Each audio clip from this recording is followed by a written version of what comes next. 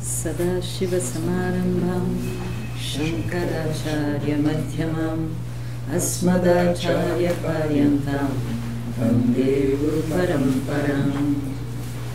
Om Sahana Bhavatu Sahanau Bhunaktu Saha Viryam Karavavahai Tejasvinavaditamastu ma vidvishavahai. Om Shanti Shanti Shanti.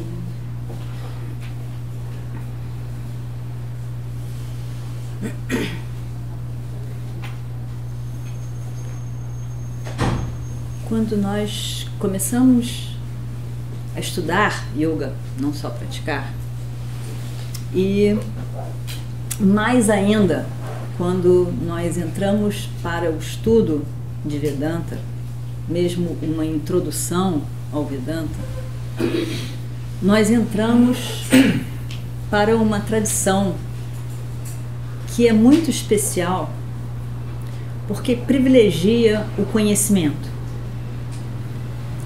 O conhecimento, o entendimento da realidade é o foco de Vedanta, é o foco dos Vedas.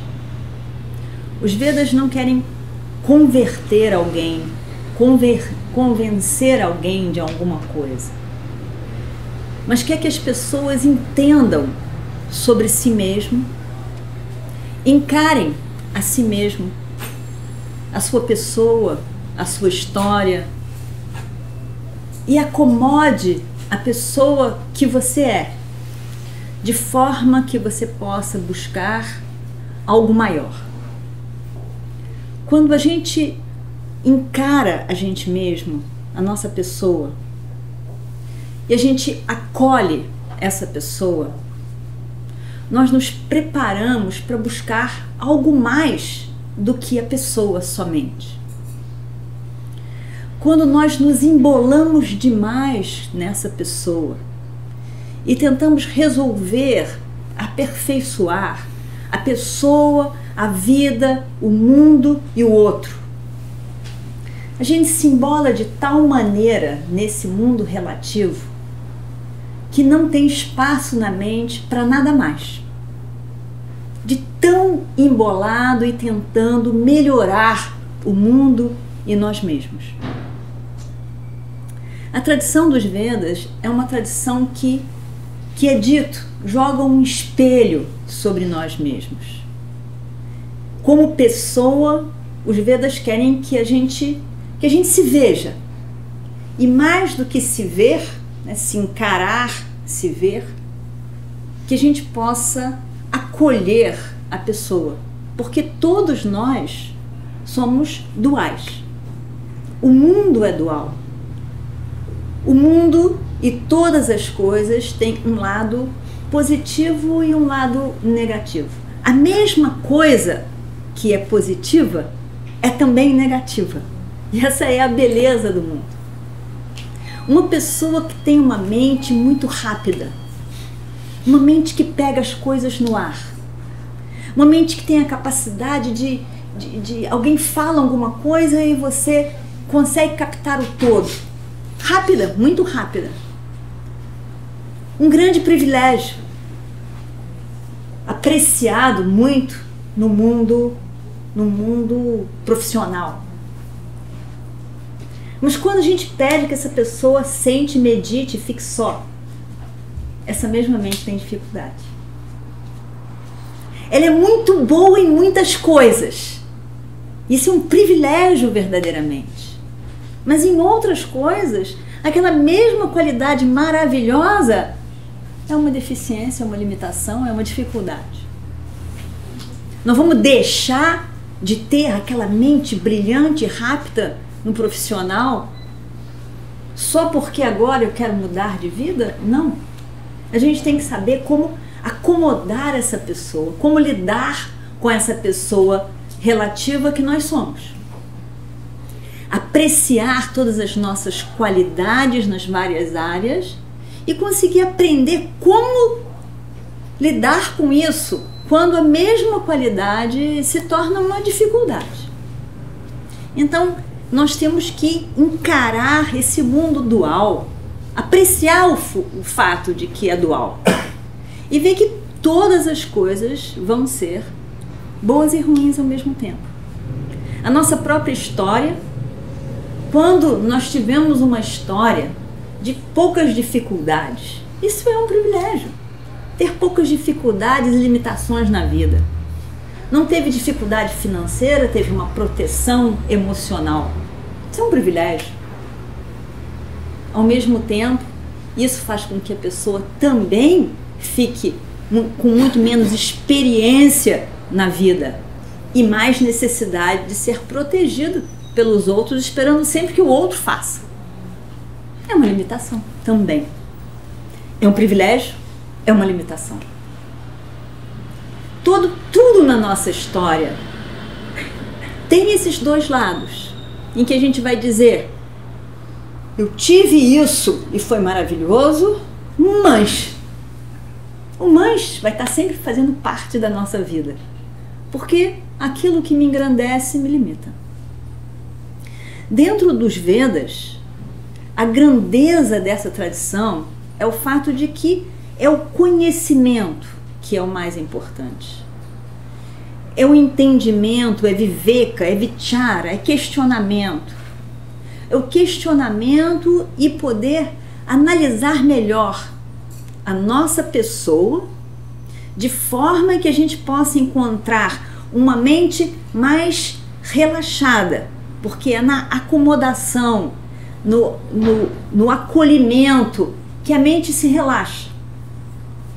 Não é na perfeição da personalidade, porque isso não é possível, mas no acolhimento da dualidade a gente consegue relaxar essa mente. E no que a gente relaxa, abre-se um espaço para a gente poder questionar outras coisas, entender sobre o maior, sobre o livre de limitação. Mas a gente tem que abrir esse espaço, abrir um espaço na nossa mente para que a gente questione. A gente mesmo vai questionar, mas esse espaço tem que ser aberto. E Vedanta trabalha exatamente com isso, com dar a nós as ferramentas para que a gente possa buscar e essa busca maior se torne tão forte que a gente vai sair correndo atrás de onde eu posso estudar e saber mais sobre isso. Se torna a maior urgência da nossa vida e a gente acaba organizando a nossa vida de forma que esse estudo, que esse estilo de vida se institua com mais força na nossa vida. A gente faz, a gente tem que ter o valor pela verdade, pelo conhecimento, pela discriminação. Então é uma bênção maior, é um privilégio, é algo realmente nos sentirmos gratos, fazer parte de uma tradição de conhecimento. Uma tradição que não é de conversão, uma tradição que não é de culpar alguém, nem de exigir. Nem de exigir, não está exigindo que você seja isso ou aquilo. Na verdade, não diz que você tem que viver uma vida assim ou uma vida assado. Você tem que ter um compromisso com o conhecimento e, mais ainda, um compromisso com a verdade. Então, com certeza, é uma tradição que abençoa uma pessoa. E esses Vedas vão de várias maneiras, através de vários textos, através de diálogos, através da Bhagavad Gita, através de outros textos secundários, nos levar a esse questionamento. A princípio, a gente se vê sempre focado na aquisição de coisas. Esse que os Vedas chamam de Bhokta. O Bhokta é aquela pessoa que experiencia, que usufrui, né? O Bhokta. Esse Bhokta é o mais importante na vida, na nossa vida. O Bhokta no sentido de que eu foco no meu prazer, nas minhas conquistas, em ganhar fama, em conquistar, em adquirir, em conquistar mais prazeres, em conquistar mais fama, reconhecimento. As pessoas não me reconhecem no trabalho, as pessoas não me reconhecem nessa família, eu faço tanto, ninguém nem reconhece, as pessoas não me reconhecem. Reconhecem o fulaninho que todo mundo elogia, mas ninguém reconhece. Então eu busco reconhecimento, prazer, projeção de tantas maneiras. Então eu foco naquilo que eu quero ganhar. Tudo bem, mas exclusivamente eu quero ganhar isso, eu quero adquirir, eu quero ser, eu quero que as pessoas digam o quão maravilhoso eu sou. E nesse processo, só esse aspecto do indivíduo, de mim mesmo, é focado. Esse bhokta. Esse bhokta, bhut, quer dizer, usufruir, experienciar. Então, esse bhokta, eu, o sujeito, nós todos, eu quero ganhar. Tudo bem ganhar. Mas quando o foco é só esse, a gente se perde também nesse bhokta. Porque o bhokta tem um coleguinha ali junto com ele, que é o karta. Então é uma maturidade quando a gente consegue entender que o bhokta, o que usufrui, depende do outro nosso aspecto, que é o karta. O karta é aquele que faz a ação. Quando a gente foca no que eu ganho, no que eu ganho, no que eu ganho, constantemente, eu só me vejo com o direito de usufruir, o direito de ter. E como que eu não tive?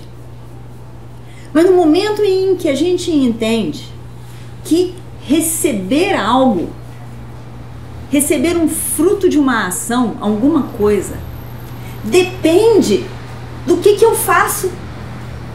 O que produz o vir a alguma coisa? Não é um nada, uma chuva especial no mundo. Mas eu recebo alguma coisa quando eu faço.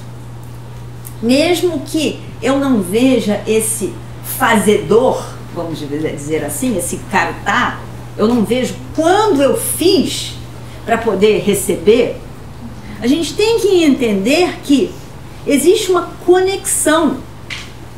Existe uma conexão entre fazer e receber o fruto.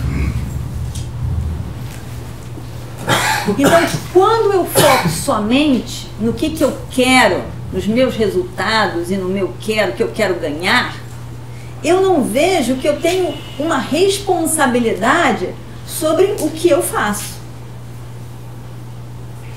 Então, no momento em que a gente vê a conexão entre esses dois, karta, bhokta, os dois, a gente começa a pensar sobre as nossas próprias ações. O que é o adequado?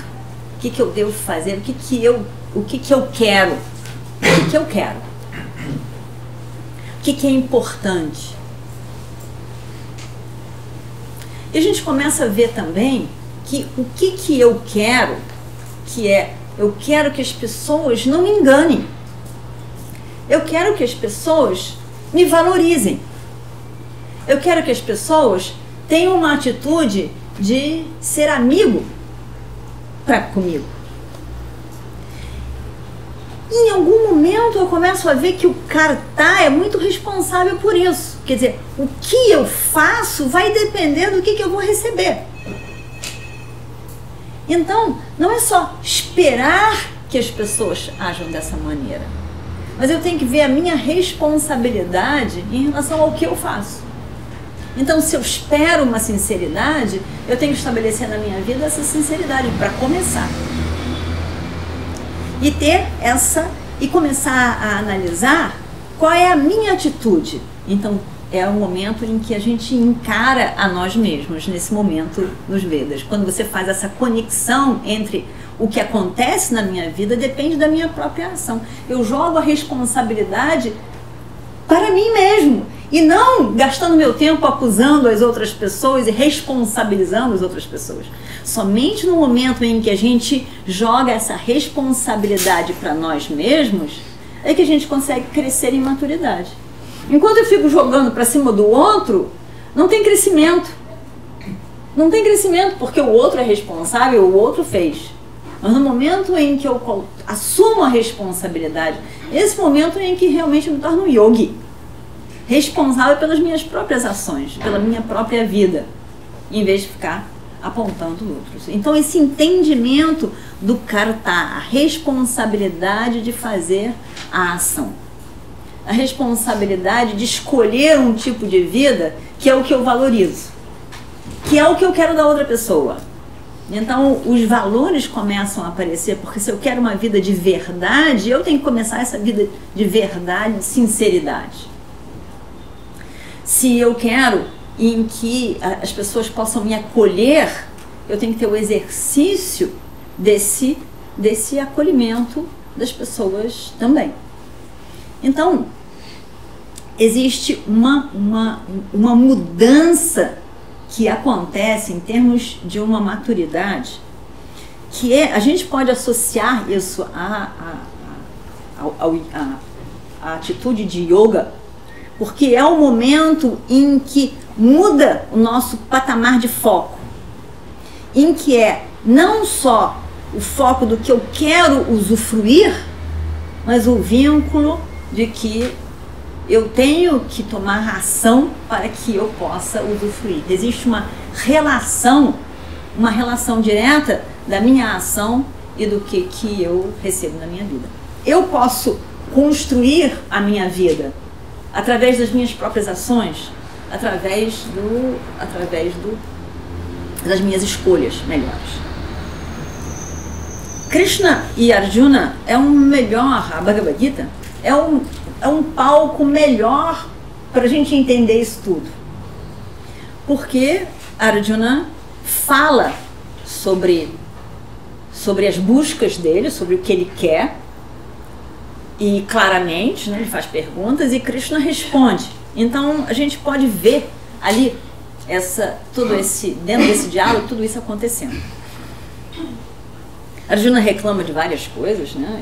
Ele reclama, num determinado momento, ele reclama sobre o que eu não sei o que acontece na minha mente, que eu sou prayuktara, eu sou impulsionado a fazer coisas que eu não decidi fazer. O que é que toma conta da minha mente quando eu decidi que eu não ia fazer? Eu decidi, pensei, ponderei, e na hora H, parece que um treco toma conta de mim, e eu sou prayuktara, impulsionado, kena prayuktara, por o quê? O que é isso? O que eu posso apontar? Então, o que eu posso apontar como responsável na minha vida? Não sou eu. Não sou eu. É alguma coisa que toma conta de mim. E Krishna diz, não tem nenhuma coisa que toma conta de você. Nada acontece extraordinário de fora. É o quê? Kama eva. É o seu desejo. Você tem que entender o ponto principal, que é o que você quer. O que você quer?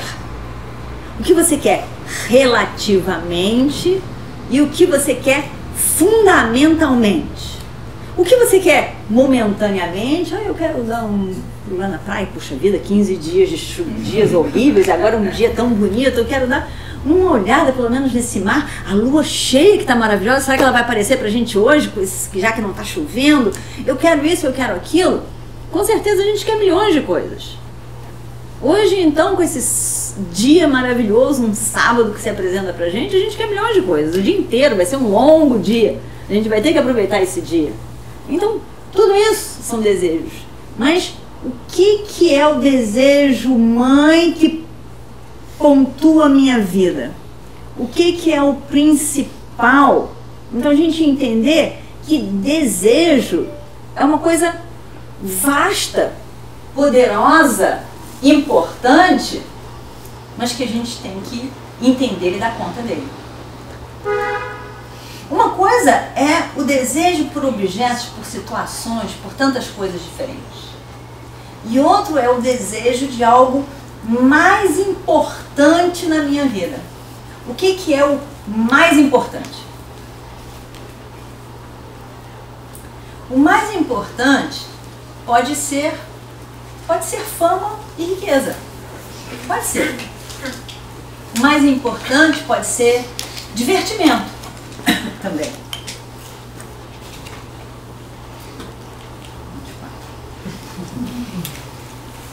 O mais importante pode ser divertimento.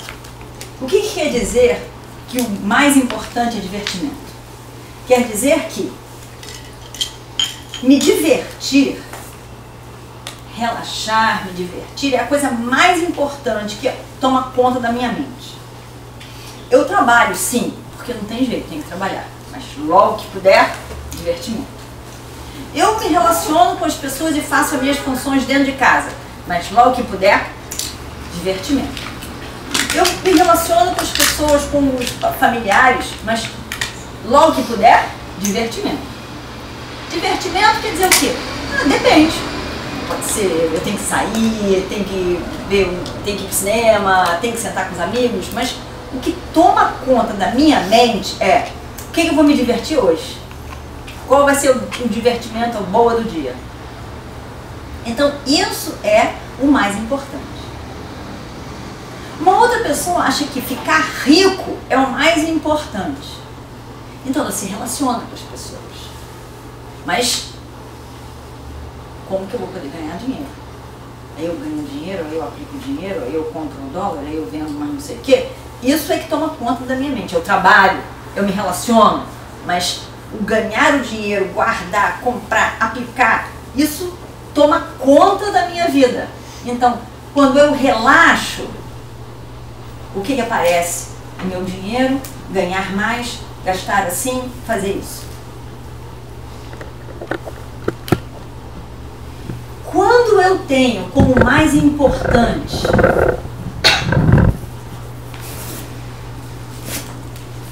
ter uma vida de sinceridade, a verdade é o mais importante na minha vida.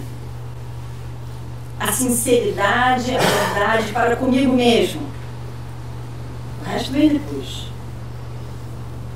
Em tudo o que eu faço, o meu foco é ser verdadeiro, ser sincero, ser transparente. Então eu não estou no foco de uma coisa, que é uma atividade, mas em todas as atividades eu quero ser essa pessoa que valoriza a verdade, a sinceridade. Então o ponto principal na minha vida se torna uma maturidade, o conhecimento daquilo que é verdadeiro. Isso é que ocupa a minha mente. Então, qual é o meu desejo maior? O que é mais importante? Que a gente pode dizer que a mais importante para mim é essa verdade, essa maturidade, yoga. A gente pode sintetizar isso tudo nessa palavra. Que, possivelmente, muitas pessoas estão começando agora no curso, né, que vão trabalhar exatamente com esse conceito, o entendimento do que é uma vida de yoga. Mas, enfim, estamos apresentando aí a ideia. Quando o mais importante é isso, o meu foco se torna essa maturidade. Essa pessoa, me torno o foco no sentido de a maturidade, o que eu faço, a maneira com que eu faço as coisas se torna mais importante do que para que eu faço. A maturidade, a apreciação dessa pessoa que eu sou, uma melhor escolha na ação. Então a vida de yoga se torna algo que é mais importante. E quando eu entendo que existe uma busca maior, que é uma busca do livre de limitação, isso se torna mais importante na minha vida. Então o desejo, o que a gente entender o desejo, é entender o que tem valor para nós. O nosso desejo não é, quando se fala sobre desejo, é muito mais do que o desejo de ir tomar um sorvete na esquina, tomar um chai. Muito mais do que um desejo pontual. Mas aquele desejo que toma conta de você, que arrebata a sua pessoa, que é o mais importante, que você carrega em todas as suas relações. Então, na medida que a gente entra dentro desse estudo, a gente começa a entender o desejo de uma outra maneira. E começa a ver que ele tem muito mais importância do que parece ter. Não é uma questão de jogar fora o desejo. Muitas vezes, dentro de uma linha espiritual, se fala muito sobre jogar fora o desejo. Até mesmo Krishna vai dizer, Jari, Shatru, Kamarupam, joga fora o desejo. Mas não é jogo fora o desejo, a gente tem que entender o que isso significa. Jogar fora o desejo, ninguém pode jogar fora o desejo nenhum. Como você vai jogar fora o desejo? Se você jogar fora o desejo, você nem se levanta. Fica ali parado que nem um saco de batata. Porque para você se levantar, você precisa do desejo de se levantar. Então, é ridículo dizer joga fora o desejo. A gente fica tentando uma coisa impossível. Ninguém vai poder jogar fora o desejo nunca. E nem é desejável que se jogue fora o desejo. Mas a gente tem que entender e encarar esses desejos que a gente tem. O que eu quero? O que eu quero? Quando o desejo é a coisa mais importante, o desejo por qualquer coisa se torna a coisa mais importante, quando eu me vejo frustrado, evidentemente, Kama, Esha, Kroda, Esha. Eu não satisfiz meu desejo, eu vou ficar com raiva. Mas você não vai ficar com raiva. Todo mundo vai ficar com raiva. Não é privilégio seu ficar com raiva quando o seu desejo não é satisfeito. Todo mundo, quando tem um desejo e não vê ele satisfeito, fica com raiva. Todo mundo. É assim que é. É a lei da psicologia cósmica. É assim que é. A única coisa é que tem uma diferença, e a gente vê isso nesse estudo. Existe uma diferença entre uma emoção e uma ação. Tá? Todo mundo, sendo frustrado no seu desejo, vai ficar com raiva. Depende da força do desejo e do tipo de raiva. Porque a raiva pode ser uma pequena irritação, ou pode ser um ataque. E o desejo pode ser pequeno, ou pode ser forte, uma fogueira na floresta. Depende. Um vai depender do outro. Então, quando o desejo acontece e ele é frustrado, você não adianta dizer que não está com raiva, porque você estará. Não estou não. Segura aqui. Não. Mas a gente tem que entender que a emoção é uma coisa natural. A gente não tem escolha na emoção. A gente só tem escolha na ação. Karmanieva Rikara Rabi. Mahapresh Vachana.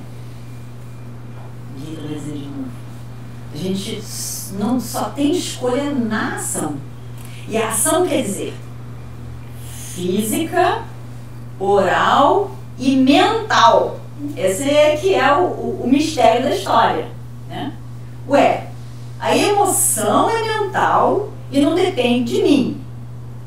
E o pensamento depende de mim porque é uma ação? Como é que é isso? Quer dizer, a emoção, ela é uma resposta a uma situação. Como você se sente quando é agredido? Isso daí tem 2, 3 possibilidades. Quando você é agredido, você vai ficar com raiva, você vai ficar triste, né?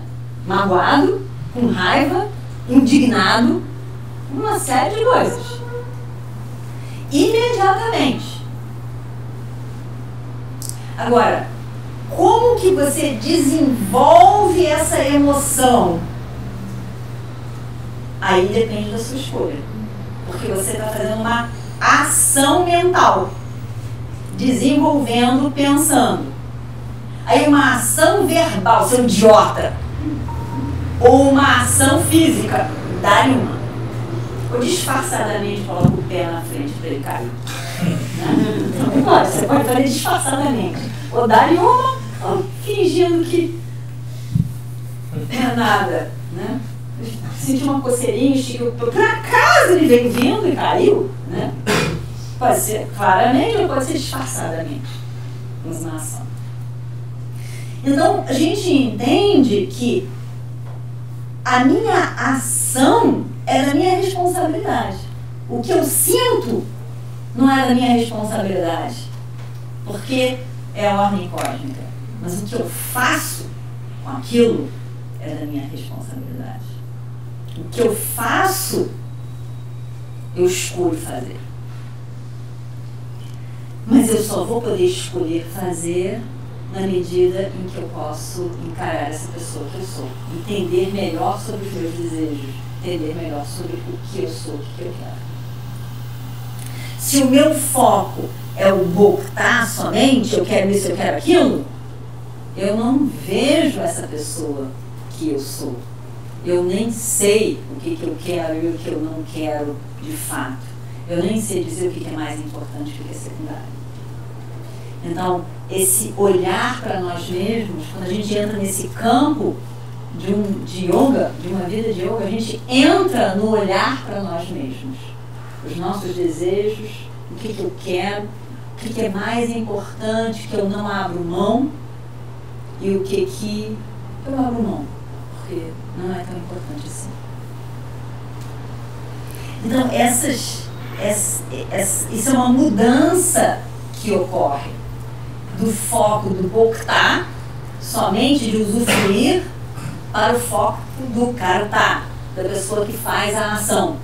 E entender que ele faz a ação porque existe um desejo que antecede. Para a gente fazer a ação, a gente tem que ter um desejo.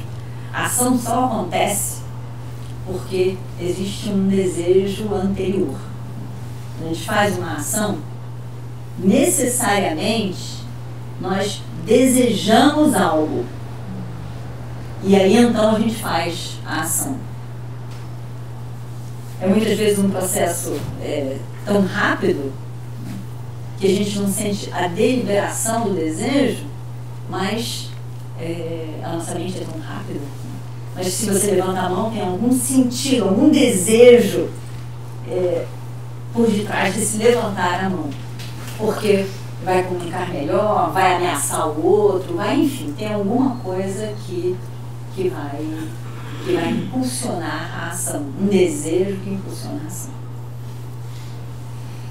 Então, esse focar nessa pessoa, no que eu quero, é o ponto principal, dentro dessa tradição de Vedanta. Porque o que Vedanta quer, e Yoga quer, é que a gente possa entender quais são as prioridades na nossa vida e focar o nosso tempo, a nossa vida para essas prioridades. Então, quando Krishna fala sobre Jahishatru, elimine esse inimigo que é a forma do desejo, ele está ele está falando, que na verdade mais tarde ele vai falar também sobre o inimigo de fato. Quem é o inimigo de fato? O inimigo de fato não é o desejo também é uma consequência. O inimigo de fato é a ignorância e a confusão. Nosso inimigo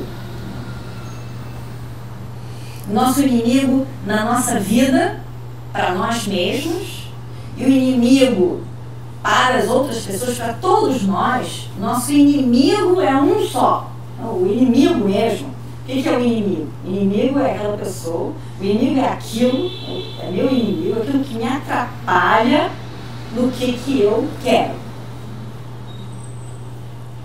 E o que atrapalha uma pessoa no que ela realmente quer é A gente pode dizer é um desejo frustrado, é outra pessoa, mas o que me atrapalha realmente é a confusão e a ignorância.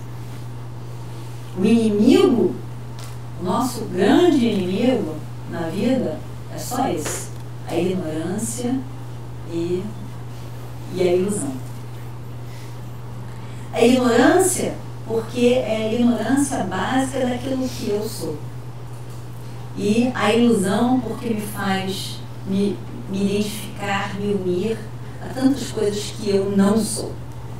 Então essa confusão na vida, por que a gente age de uma maneira agressiva?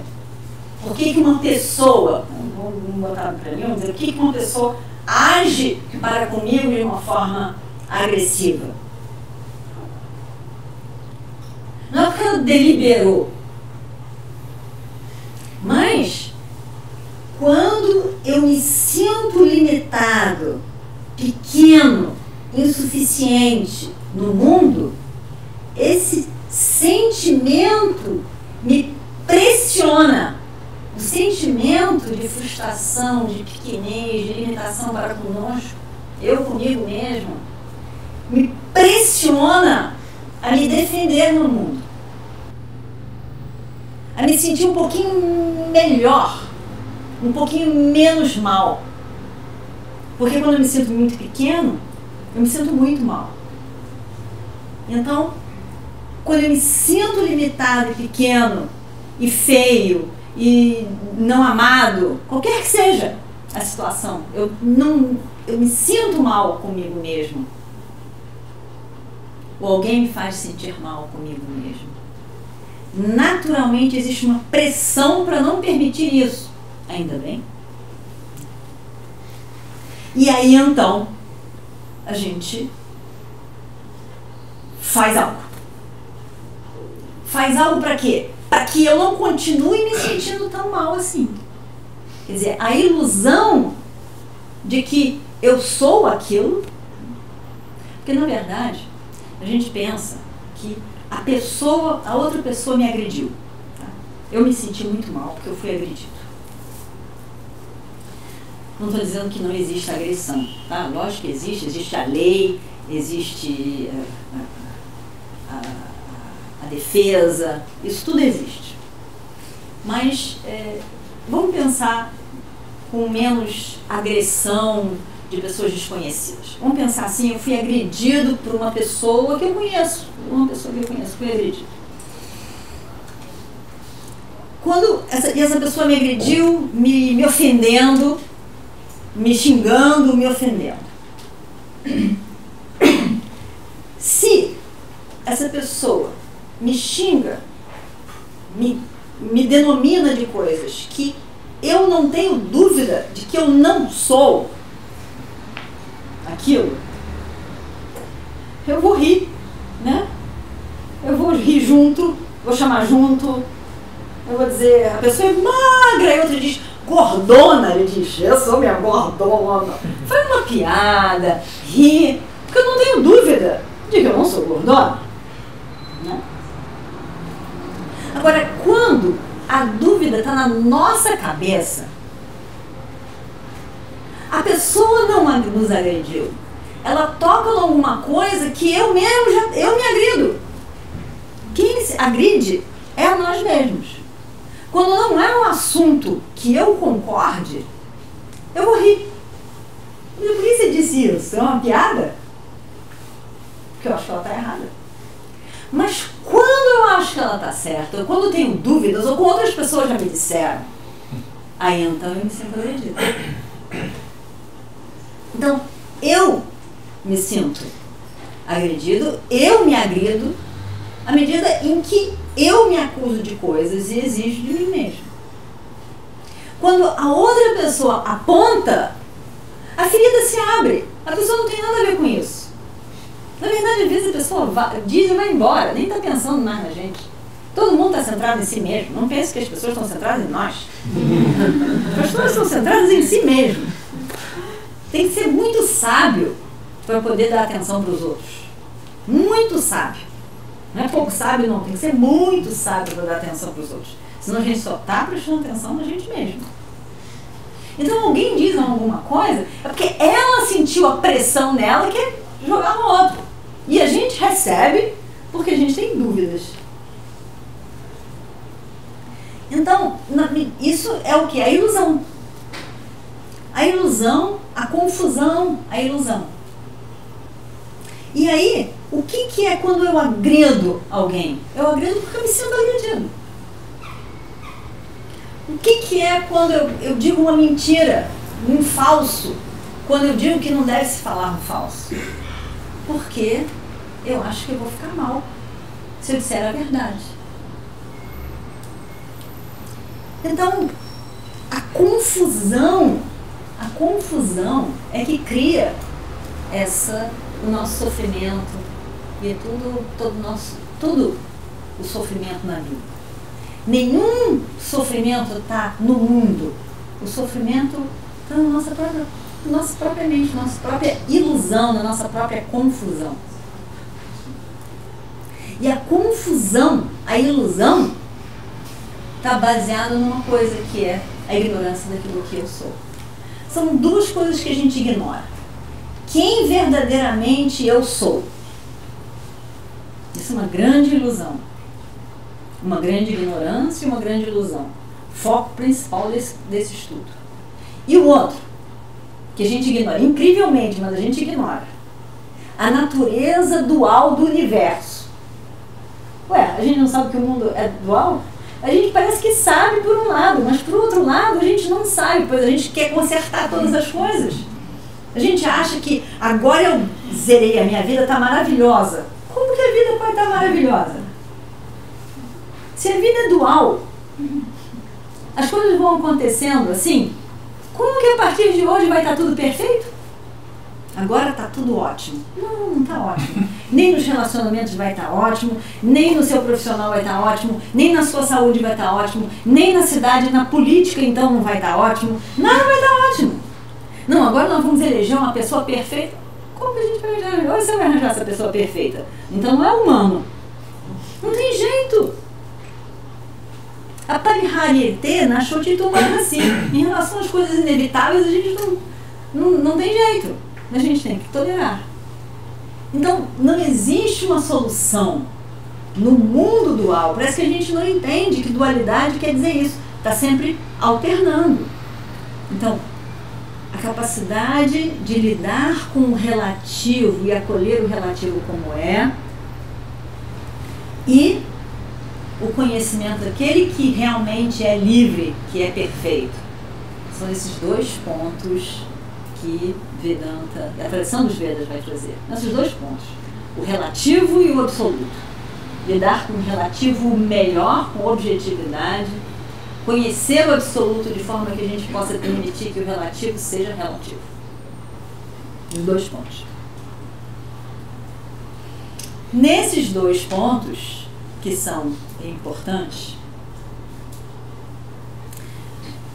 a gente vai lidar o seguinte: se nós estamos somente com yoga, descasado de Vedanta, muitas vezes yoga está descasado de Vedanta, não aqui nessas duas preciosidades desses meninos, aqui não está descasado, está casado. É um conhecimento que fica amplo, a gente sabe de onde vem. De onde vem o yoga? Para que serve? Mas muitas vezes, quando o yoga está separado, o foco maior do yoga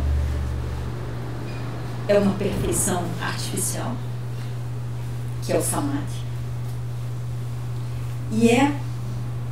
Porque o samadhi é um momento, não é um lidar com os desafios, é você se isolar. Então, de verdade, não pode ser uma solução. E também, a solução apresentada por yoga se torna Pratipaksha Bhavana, só. Que é Pratipaksha Bhavana é uma atitude de yoga, que Vedanta vai falar também, que é você conseguir neutralizar alguma coisa. Tá? Então, quando a gente também fala em Vedanta sobre Pratipakshibhavana, o Patanjali fala no Yoga Sutra também. E quando tem alguns sutras, dois sutras especialmente bonitos, interessantes sobre Pratipakshibhavana, mas e que vocês vão estudar, né? Então vai ver aí isso. Mas Pratipakshibhavana é quando, por exemplo, você sente uma inveja, tá?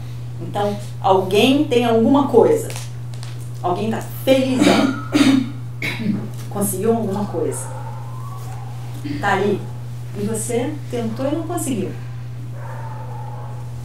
Evidentemente que você vai sentir, a palavra inveja, às vezes a gente não quer, não, eu não tenho isso.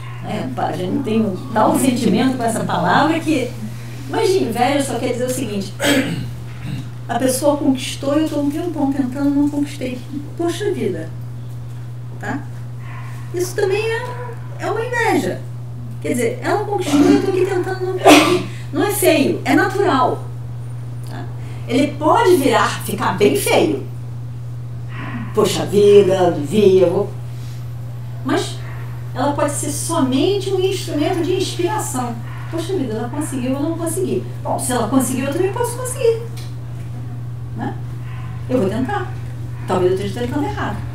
Né? Então, isso se torna saudável. Mas, no momento em que vem a inveja,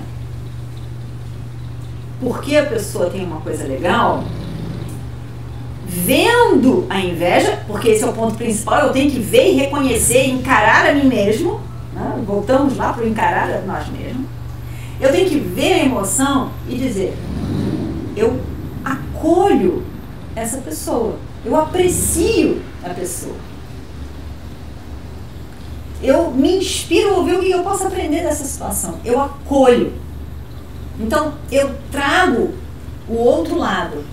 Eu não permito que essas emoções que são destrutivas permaneçam na minha mente e trago o oposto, eu acolho. Eu não saio, fujo da situação e finjo que não aconteceu nada. Não, eu encaro o que eu estou sentindo e trago uma atitude contrária, transformando aquilo. Quando alguém me agride, eu quero mais uma vingança disso. Em vez da vingança, de trabalhar para a vingança, que ela vai ver só, eu acolho a pessoa, a situação e entendo. Ela conseguiu, ela agiu dessa maneira, enfim, eu tento e acolher a pessoa. Ela agiu dessa maneira, ela sentiu uma pressão lá dentro. Mas eu não gosto dessa atitude, eu não quero conviver, mas eu consigo acomodar. Então a gente traz uma outra atitude, não pela pessoa, somente nem principalmente, mas principalmente por nós mesmos. Principalmente por nós mesmos. De forma que a minha mente possa ter uma objetividade e uma apreciação maior.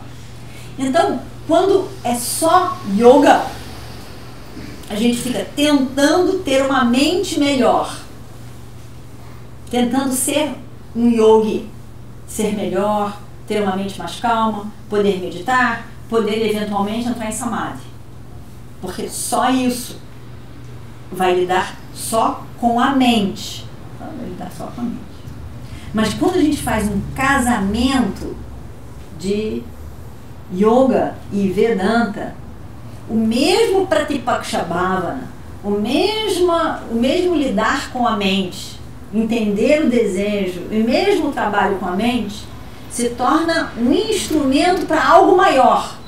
Porque o que a gente está trazendo não é só aquietar a minha mente para poder ficar mais calma, e sim ter uma objetividade, uma mente capaz de entender algo maior, de forma que eu possa conhecer quem sou eu. De forma que eu possa conhecer o que é absoluto, o que é livre de limitação. esse eu que é eterno, que eu não conheço nesse momento, que eu não faz parte de mim, parece, porque eu não conheço ou não reconheço. E então, dentro, com foco em Vedanta, o conhecimento é a coisa mais importante.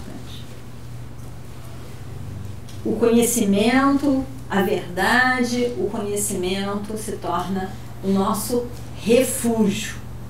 Então, o que muda é a busca do refúgio.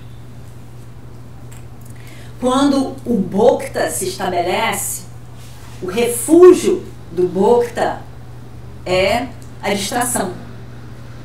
Então, quando eu estou me sentindo mal, eu tenho que sair, vou jantar num lugar legal, vou fazer um programa, vou andar por aí, vou encontrar os amigos, vou beber alguma coisa. Porque o foco, o Sharanam, né, o meu lugar de proteção, meu lugar de proteção, meu Sharanam, se torna a distração. Então a gente sai atrás de se distrair de alguma maneira. Estou me sentindo mal, vamos sair? Estou me sentindo mal, vamos sair?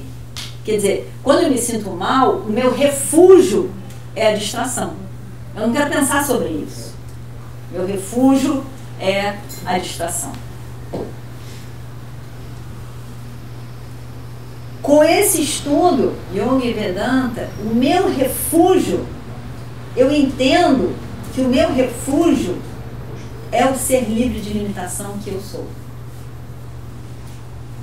Eu vejo uma coisa interessante, que é todo mundo sofre.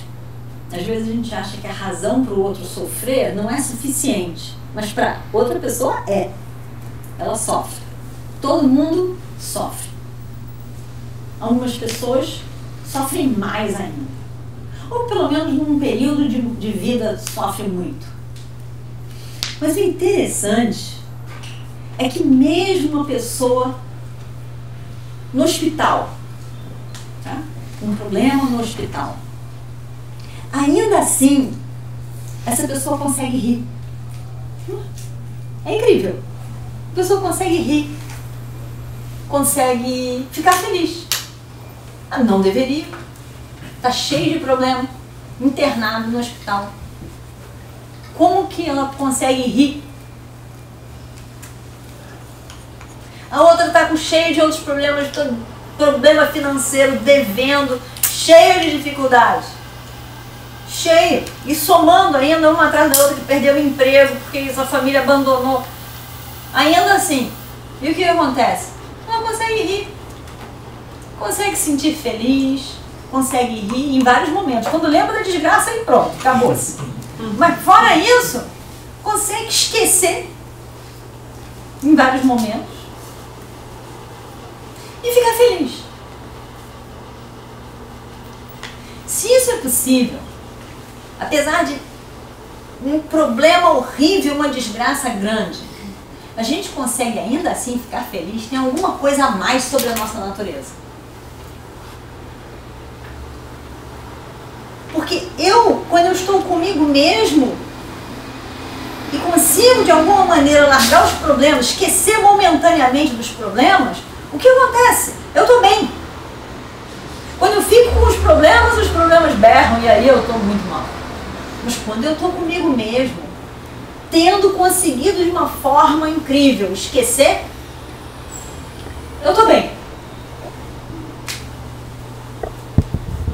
Então, ou eu vou trabalhar para esquecer os problemas, e o foco então é no Bhokta.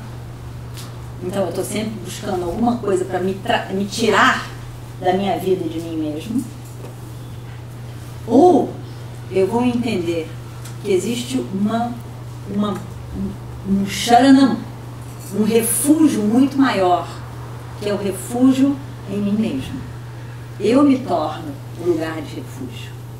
Eu, o livre de limitação, que é o objetivo desse estudo. Esse ser que é livre de limitação, que eu já sou, se torna o refúgio. Buddhau Sharanam Anvitya. Busque nesse conhecimento. No conhecimento de você mesmo livre. o maior refúgio. Isso é independência. Isso é a libertação. É a libertação porque você está livre de todas as outras muletas. Você se torna o foco da plenitude. O eu que é livre. Então toda essa tradição de Yoga e Vedanta tem como objetivo jogar a gente no nosso próprio colo. Não botar você dependente de tantas outras coisas. Mas ver que você já é livre, já é completo.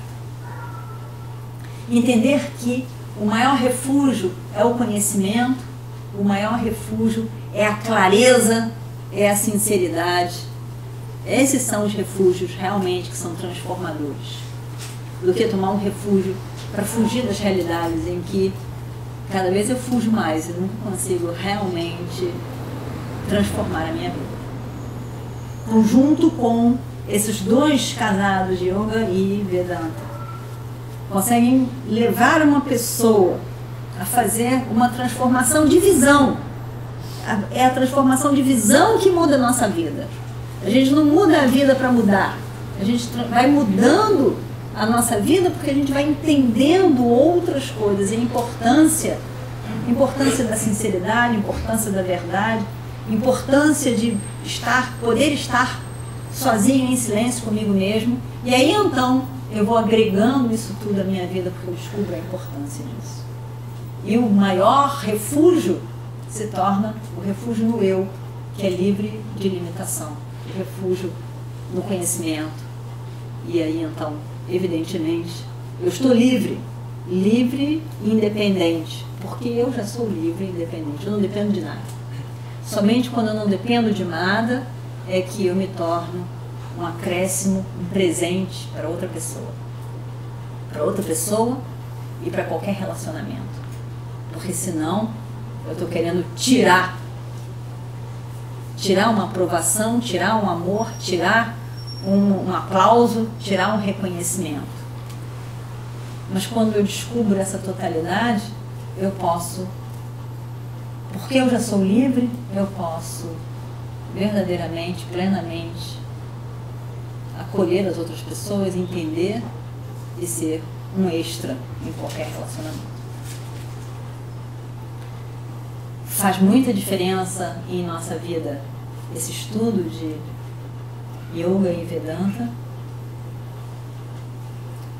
por ser principalmente alguma coisa que foca em clareza, em conhecimento e nada mais.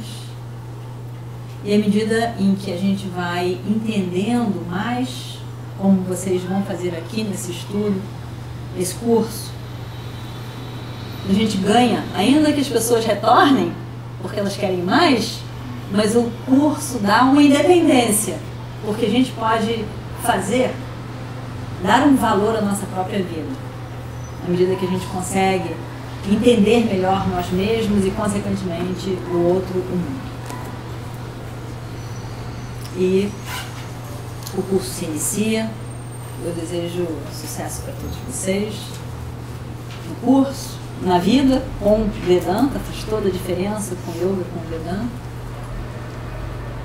Vocês estão muito bem com os dois professores muito bons e com a nova agregada também nessa turma, muito bom.